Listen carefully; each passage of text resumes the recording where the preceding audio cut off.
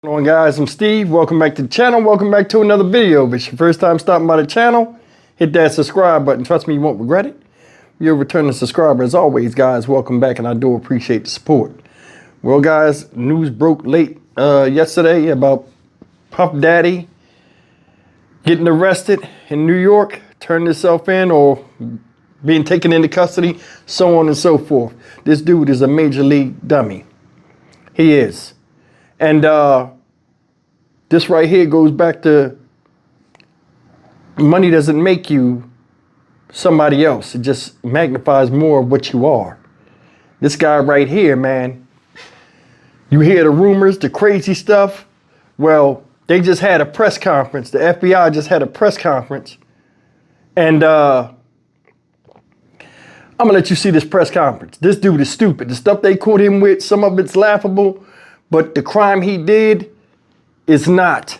And I don't understand, like, you know, I guess us commoners fighting for scraps at the table have a hard time understanding that when people do have more than they need, monetarily wise, fame wise, sometimes it's not enough. Man is never satisfied. This is your proof. This guy is crazy.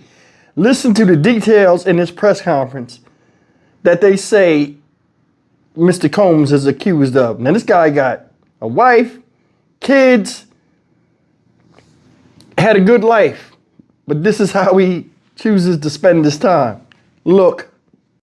Some breaking news. Yeah, we do. Commercial sex. We're going to listen into this press conference. That's Damian Williams, U.S. District Attorney from New York City, on the latest with Diddy.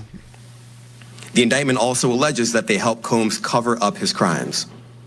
During the March 2016 incident at the LA hotel that I mentioned earlier, a member of the hotel security staff intervened, and Combs attempted to bribe the staff member with a stack of cash to make sure that what happened was kept quiet.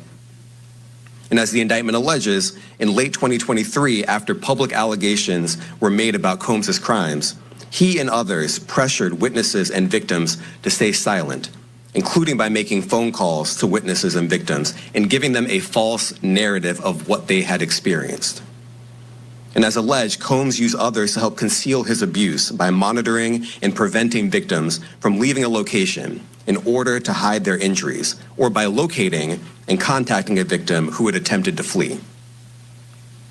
As part of this investigation, in March of this year, special agents from HSI executed search warrants at Combs's residences in Miami and Los Angeles. They also executed a warrant for Combs's electronic devices. During those searches, agents seized evidence of the crimes charged in this indictment.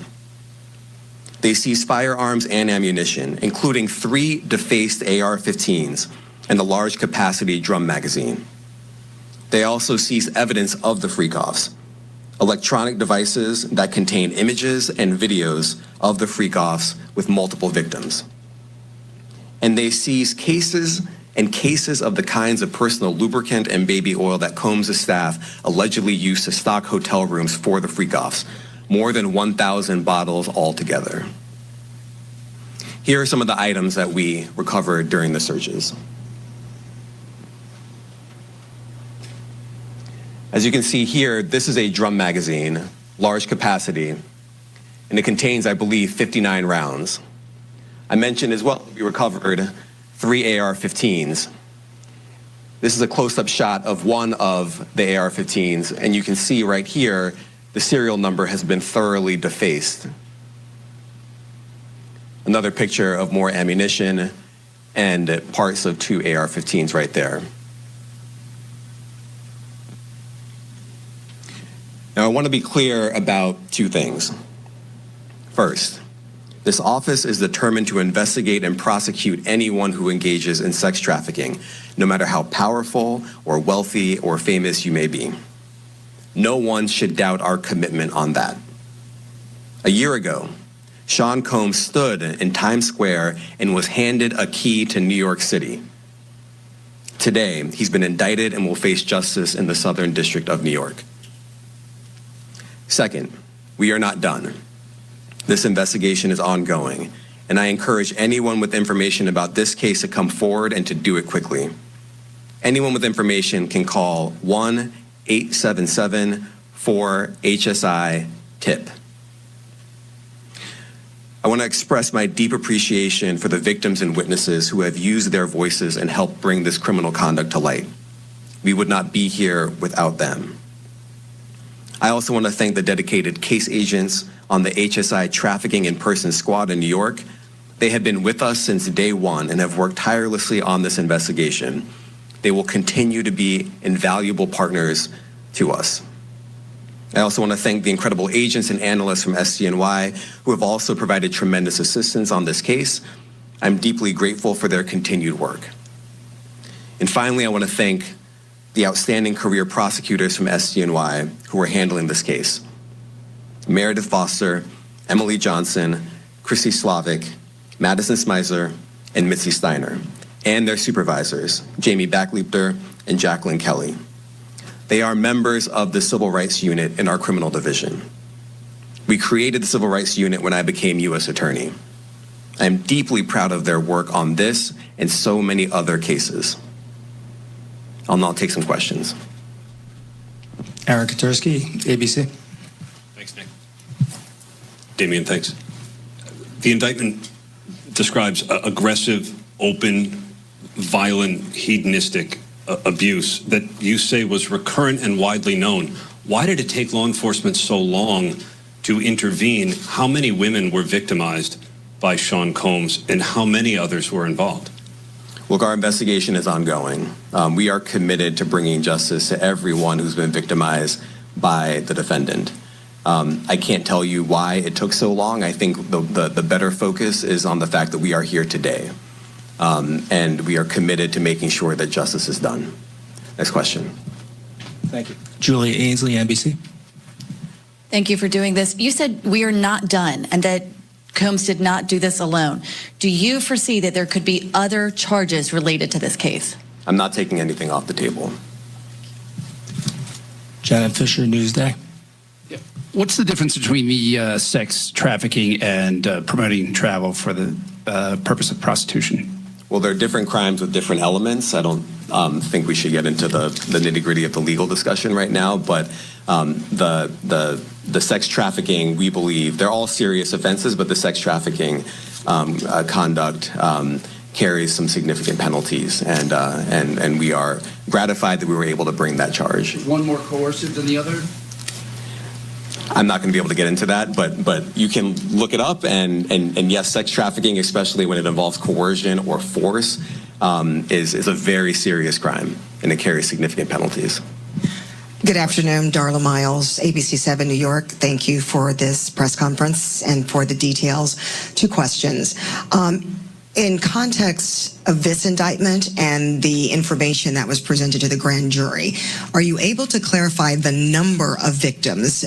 It's mentioned plural in the indictment, but can you specify the number of victims just for this particular indictment? And secondly, can you provide details about the alleged arson? Unfortunately, I'm not able to provide either. The number of victims, you are correct. We are intentional in saying multiple.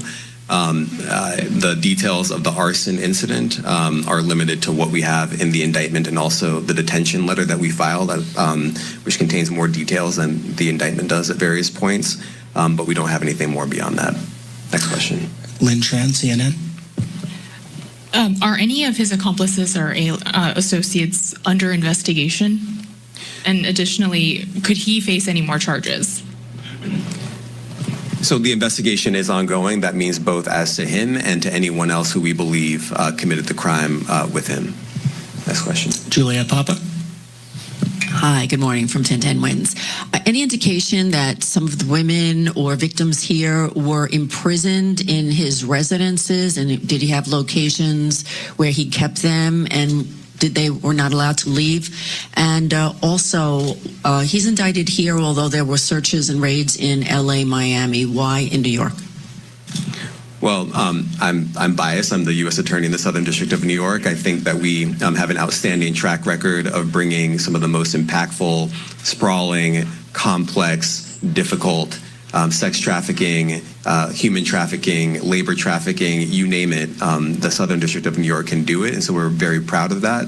And so the scope and complexity of this investigation isn't something that we ran from, it's something that we embrace, and we will continue to do that. As to your question about whether he imprisoned anyone, all I can say is that, I mentioned this March 2016 incident where something was caught on video where a victim was attempting to flee, and there was violence that was associated with it. Was that at the residence or a hotel? That was at a hotel. Matthew Lee, Inner City Press. Sure. Thanks a lot. Does your office intend to seek remand, or are you reaching a bail package? And if you're willing, how would you contrast this with the R. Kelly case in EDNY in terms of the elements? Thanks.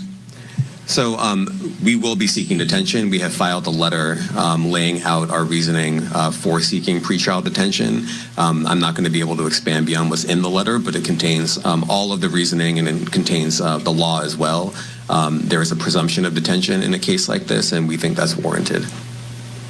Thank you. John Anise, New York Daily News. Thank you.